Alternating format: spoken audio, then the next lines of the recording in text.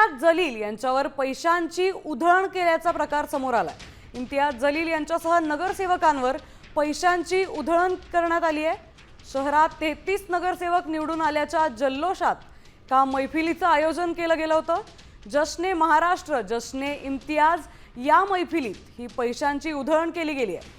नवनिर्वाचित नगरसेवकांकडून ही पैशांची उधळण होत असल्याने आता नागरिकांकडून संताप व्यक्त होतोय।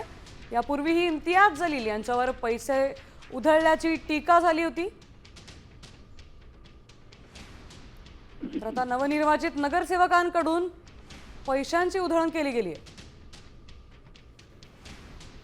आपले प्रतिनिधी माधव सावरगावे आपल्या सोबत जोडले गेलेत। काय सांगाल माधव, काय प्रकार आहे हा?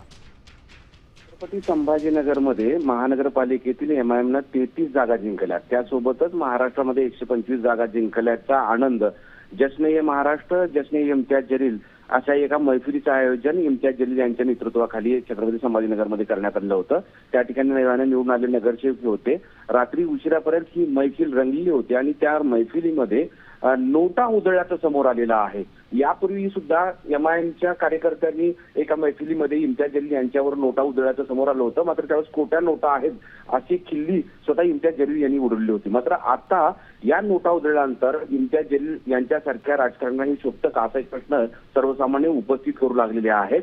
निवडणुकीमध्ये यश मिळालं म्हणजे अशा पद्धतीनं वर्तन करणं ही योग्य आहे काय असा एक प्रश्न या निमित्तानं आता चर्चेला जात आहे। आता यावर इम्तियाज जलील काय उत्तर देतात हे पाहावं लागणार आहे।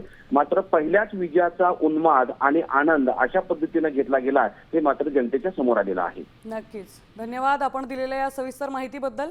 त्यामुळे आता इम्तियाज जलील यांच्यावर पैशांची उधळण करण्यात आली आहे। नागरिकांकडून संताप व्यक्त होतोय।